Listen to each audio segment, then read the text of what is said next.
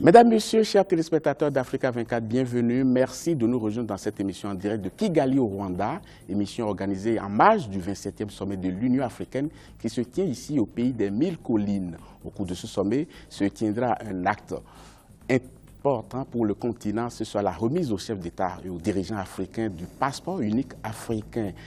Qu'est-ce qui va changer concrètement? Est-ce un vrai outil d'intégration, de développement? Autant de questions que nous allons poser à nos invités autour de cette table. Et pour prendre connaissance de ces invités, il y a d'abord M. Damien Mouzou, qui est fondateur du Aïna Think Tank. Il nous vient du Bénin. Merci. Merci.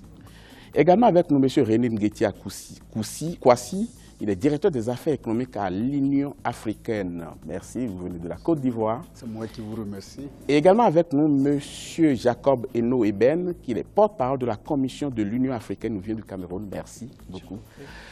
Alors, pour entrer dans le vif du sujet, nous allons quand même demander à nos chers téléspectateurs qui sont les bienvenus dans cette émission et pour nous envoyer leurs réactions par différents canaux. D'abord, l'adresse ua2016@africa24tv.com, ua2016@africa24tv.com. Et pour les amoureux des réseaux sociaux, ils peuvent nous envoyer par Facebook avec hashtag Africa24. Tout de suite, nous allons voir un élément d'illustration pour pouvoir comprendre de quoi il sera question. Un sujet réalisé par la rédaction. La marche vers un passeport unique pour tous les pays du continent est désormais irréversible. Le lancement du document, qui doit en principe faciliter la circulation des personnes et des biens, tout en promouvant l'intégration sous-continentale, sera effectif lors du 27e sommet de l'Union africaine qui se tient à Kigali au Rwanda. C'est en 2014 que le projet a vu le jour. Il s'inscrit dans le cadre de l'agenda 2063 de l'organisation. Le passeport unique africain, très clairement, va régler beaucoup de problèmes. D'abord, les problèmes d'identification, parce que vous savez qu'en Afrique, c'est un continent où il y a des millions de gens qui vivent sans exister juridiquement.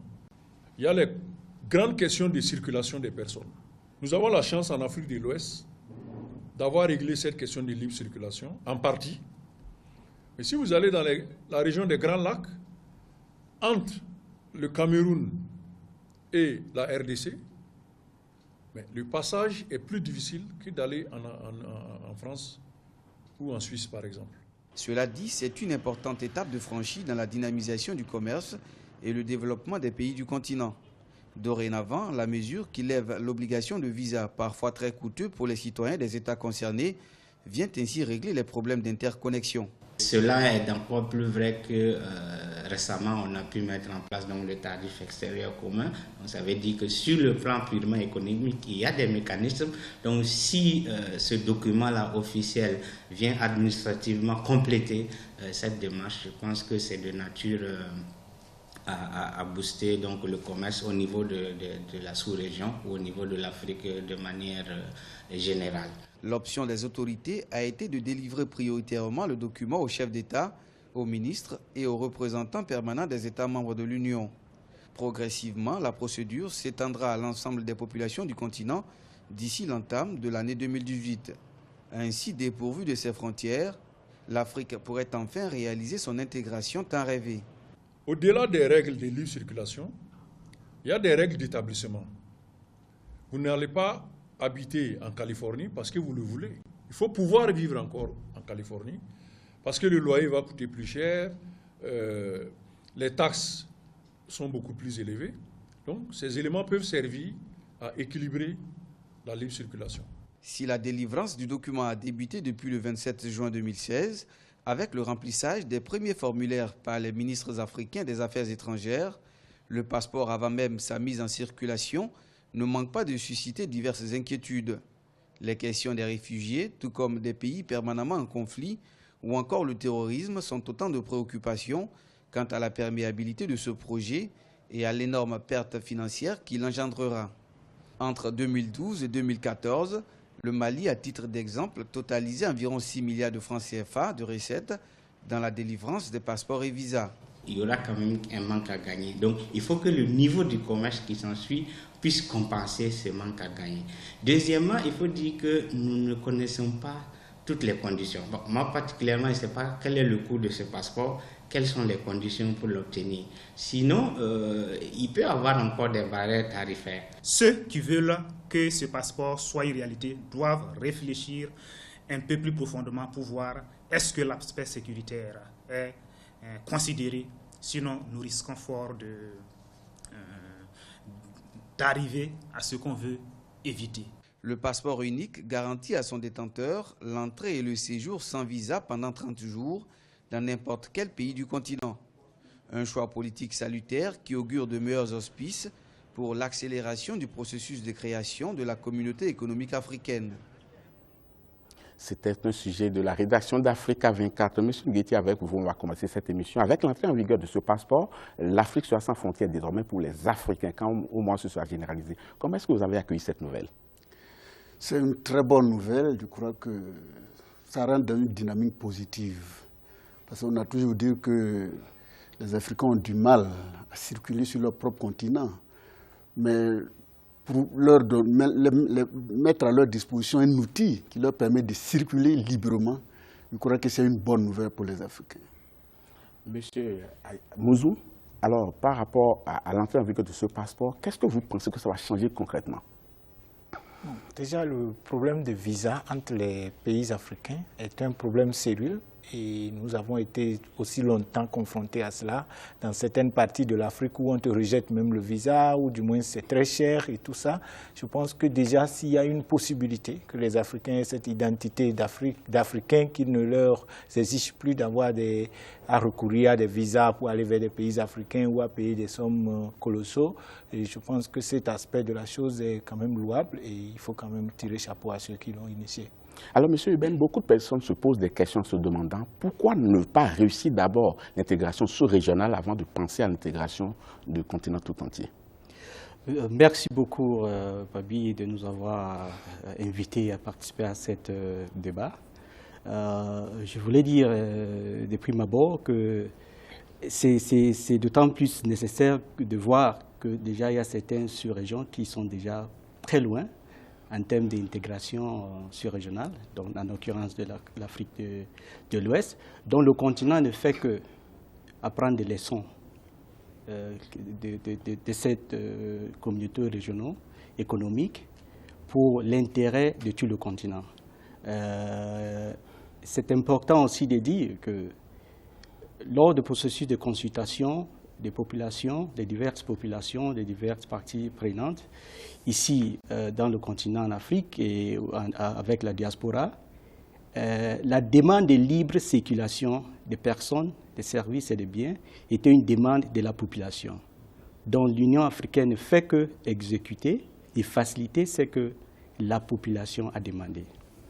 Monsieur Nguetti, est-ce que vous comprenez quand même ces pays-là qui ont du mal à laisser les gens entrer sur leur territoire en refusant de visa ou bien en refusant l'intégration? Est-ce que vous prenez la peine quand même de vous poser la question de savoir quelles sont les raisons fondamentales qu'ils avancent?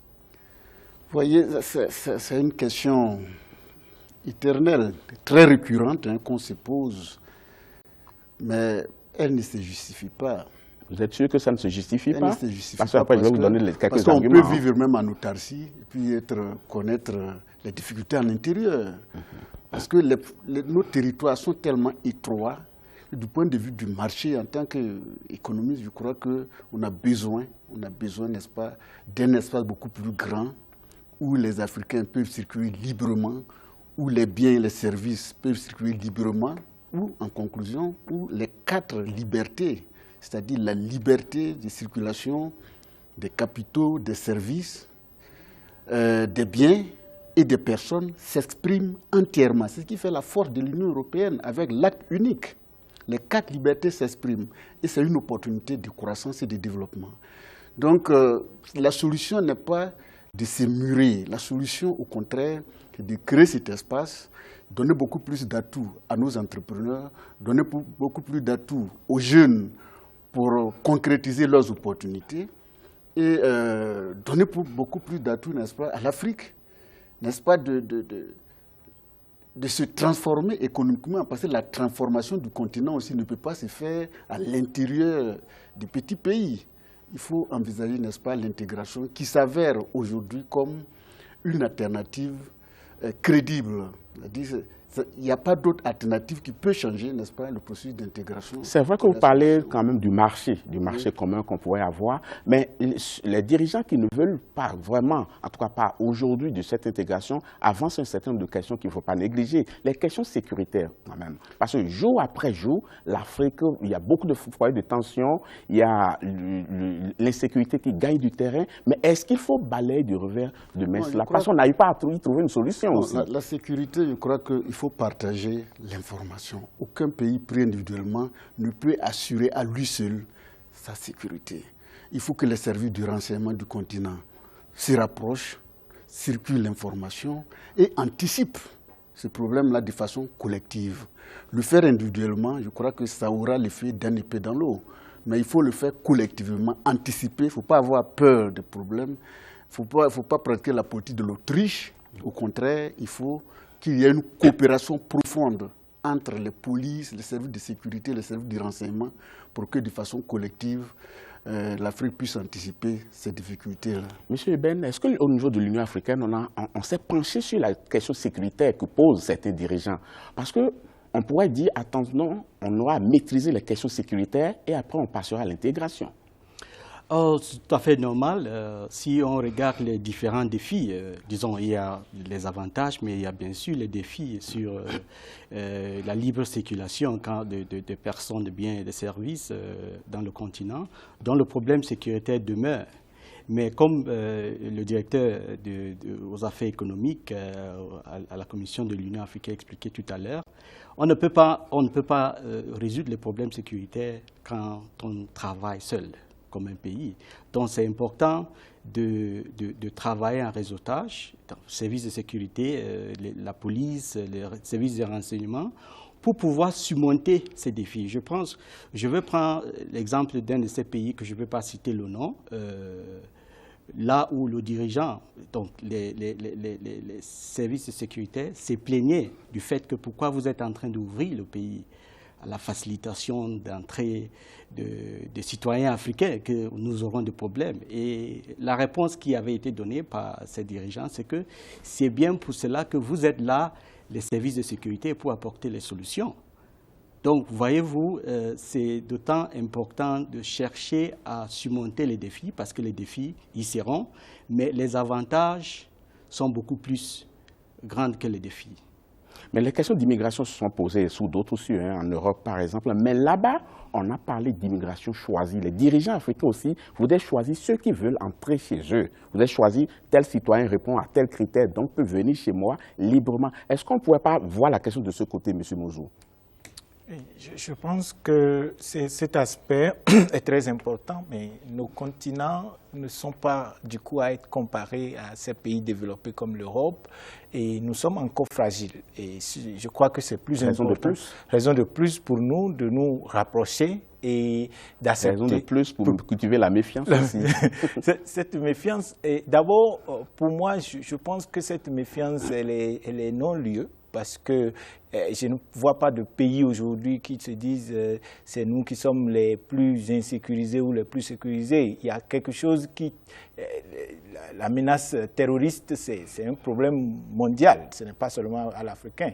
Et pour moi, je me dis, on ne peut pas toujours trouver des prétextes pour dire, voilà, à cause de telle raison, on ne peut pas s'unir. Ça, c'est un aspect, cette sélection risque quand même de nous faire plus de mal que de bien. Et donc, Monsieur Nguetia Kwasi, on va faire parler quelques chiffres. Selon des statistiques pour des études réalisées par la Banque africaine de développement, un citoyen africain a besoin d'un visa pour se rendre dans 55% des pays d'Afrique. Seuls 45% des États africains exigent un visa aux ressortissants américains.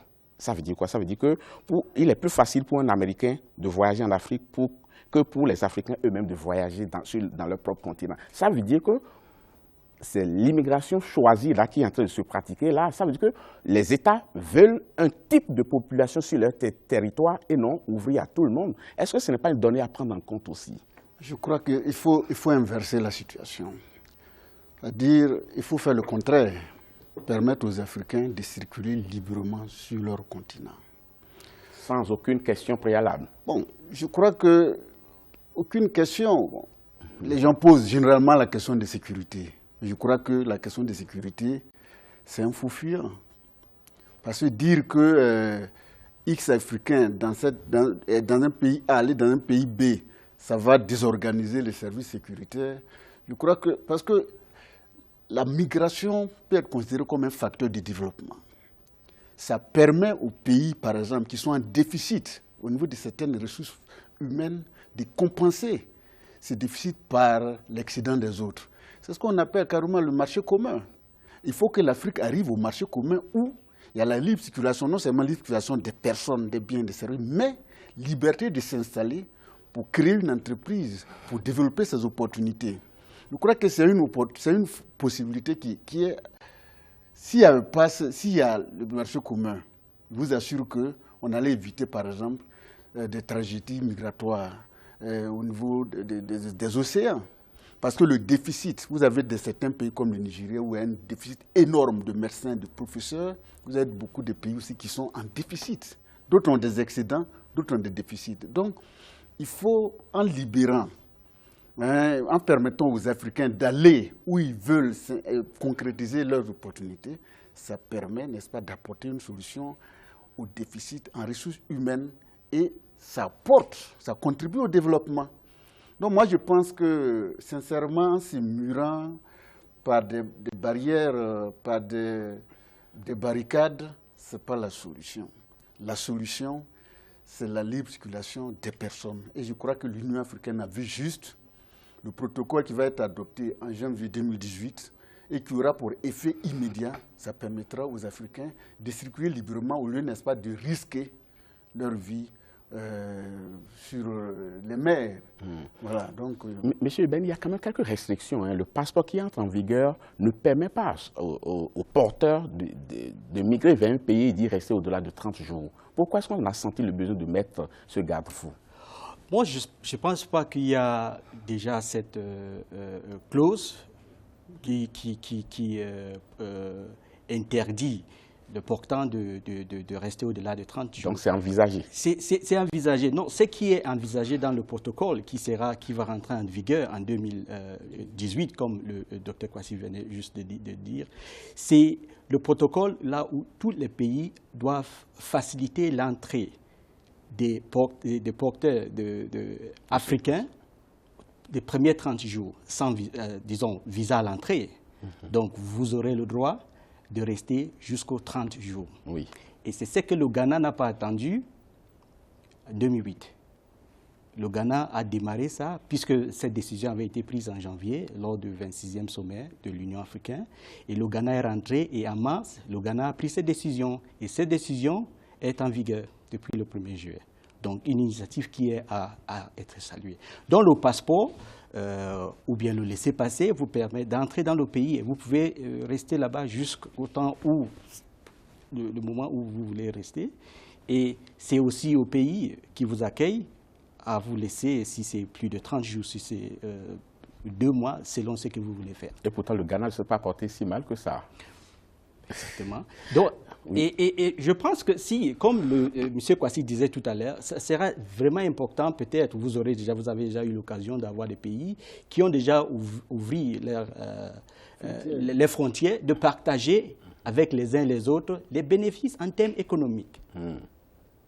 Ce pays a beaucoup d'exemples à prendre aux autres, le Rwanda. Monsieur Mouzou, il y a certains pays qui estiment, par exemple, un peu de ressources, mais ont de grands voisins qui n'en ont pas autant.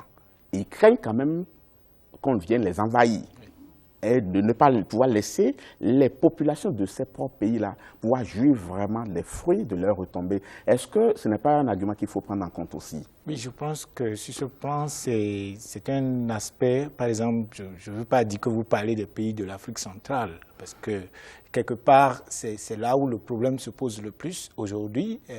Vous prenez un pays comme la Guinée équatoriale qui trouve que, bon, ils ont ce qu'il faut, ou le Gabon, et nous qui voyageons ces pays africains, généralement, on se sent lésés. Et généralement, c'est cet argument qu'ils avancent.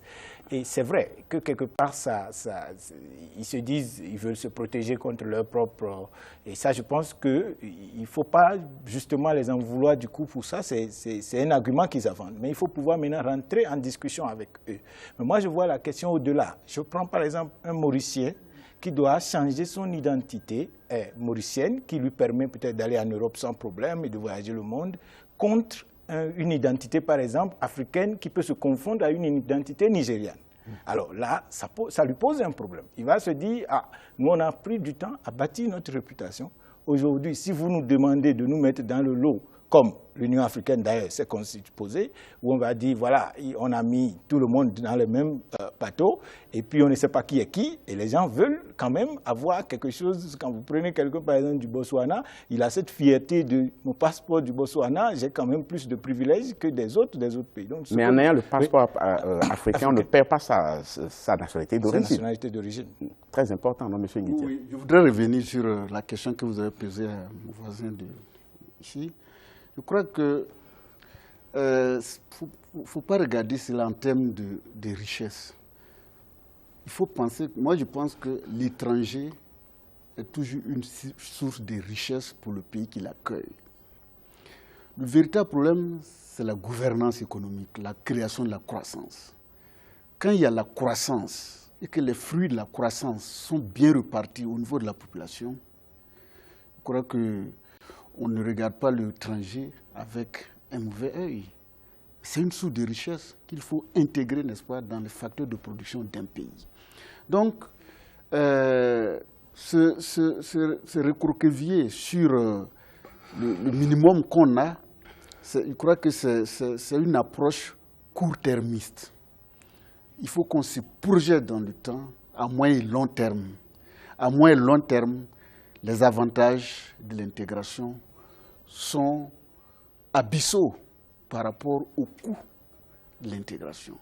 Donc, je crois qu'il faut que l'Afrique soit gérée autrement, que l'on crée une croissance forte et durable, que les fruits soient bien partagés pour éviter ces sentiments que l'étranger vient prendre mon pain, etc., etc. Sinon, l'étranger, du point de vue de l'analyse économique, est toujours une source de richesse et non une source de difficulté. Je vais prendre un exemple très simple, hein, M. Eben. Le taux de chômage dans nos pays africains ne sont pas pareils. Il y a des pays où le taux de chômage est très faible, mais pour d'autres pays, le taux de chômage est très élevé. Alors, les pays où le taux de chômage est élevé veulent migrer tous vers les pays où il y a une certaine stabilité, où les choses vont mieux. Deux problèmes se posent. D'abord, il y a le pays où le taux de chômage est élevé qui va se vider, et vers où ils vont vers les pays où ça va un peu mieux. Mais en y allant, si ces pays-là n'ont pas vraiment des choses à proposer, c'est-à-dire que les autochtones de ce pays-là se disent, bon, ils viennent prendre notre boulot. Est-ce que ce n'est pas un véritable problème qui est posé en ce moment? Non, vous avez parfaitement raison, parce que si on regarde toujours les défis qui se posent quand on parle de facilitation de mouvement de personnes et de libre circulation de biens et de services, l'aspect xénophobie vient directement. C'est un défi. Mais pour certains pays, comme le directeur disait tout à l'heure, c'est selon la gouvernance des pays. Vous voyez, les gens, la plupart du temps, qui arrivent, ils apportent parfois ce sont les main-d'œuvre, parfois ce sont des expertises qu'ils amènent, et ça dépend de la manière dont vous vous êtes organisé pour pouvoir en tirer profit. Donc, il y a beaucoup qu'on doit apprendre des uns et des autres. Et il ne faut pas parler seulement de gens qui vont chercher des emplois, il y a ceux qui vont enseigner. Il y a ceux qui vont Bien entendu que sur ce plan, il n'y a pas de problème. Voilà. Sur ce plan, il n'y a pas de problème. Donc, il y a beaucoup de choses quand on facilite le mouvement de personnes et de biens dans notre continent. Et c'est le grand marché qui en tire profit. Donc, les avantages sont beaucoup plus que les inconvénients. On dit, ils viennent prendre notre boulot. Et qu'est-ce que nous allons devenir s'ils arrivent maintenant? Il va falloir que nous fermions nos frontières. Ils viennent prendre nos boulots quand il y a la crise économique. Mais quand il y a la croissance, on ne se pose pas cette question-là. Oui, mais la croissance, vous mettez le doigt sur quelque chose de très important. La croissance dans nos pays aujourd'hui, c'est quoi concrètement? C'est quoi concrètement? Quand bien même sur le papier, on dit le taux de croissance est de tel chiffre, certains tendent vers 2 chiffres. Et pourtant, les mêmes acteurs sont là et se disent nous sommes demandeurs d'emploi, rien ne change dans notre quotidien. Il ne faudrait pas qu'on fasse de l'angélisme. Il faudrait prendre à bras le corps ces problèmes-là qui sont des préoccupations majeures quand même, non? Oui, mais la croissance en Afrique est une croissance insuffisante. Parce que les statistiques montrent que pour que l'on puisse tirer bénéfice de la croissance, il faut qu'on ait un taux supérieur à 7% annuellement et de façon durable. Et ensuite, il faut voir le contenu de la croissance. La croissance est générée par quoi? La croissance est générée généralement par l'exportation des matières premières. Alors, donc, il faut inverser tout ça. C'est pour ça que nous parlons, n'est-ce pas, de la transformation des économies africaines, industrialisées, donner un autre contenu au PIB des pays africains. Mais sinon, la croissance telle qu'elle est produite actuellement, elle va toujours générer du chômage. Donc, il faut repenser la politique de la croissance, lui donner un contenu, afin que tout le monde, ça on appelle la croissance inclusive, tout le monde y participe, dont les fruits, tout le monde en tire profit. Mais si nous gardons la façon de produire la croissance aujourd'hui à partir d'exportation des matières premières, que ce soit le pétrole, le cacao, etc., les matières premières exclusivement sans valeur ajoutée, je crois que nous aurons la croissance, mais ce sera une croissance appauvrissante. Il faut revoir la croissance et la rendre inclusive. C'est sur cette phrase que nous allons marquer une petite pause dans cette émission, chers téléspectateurs. Ne partez pas, on vous retrouve dans quelques instants.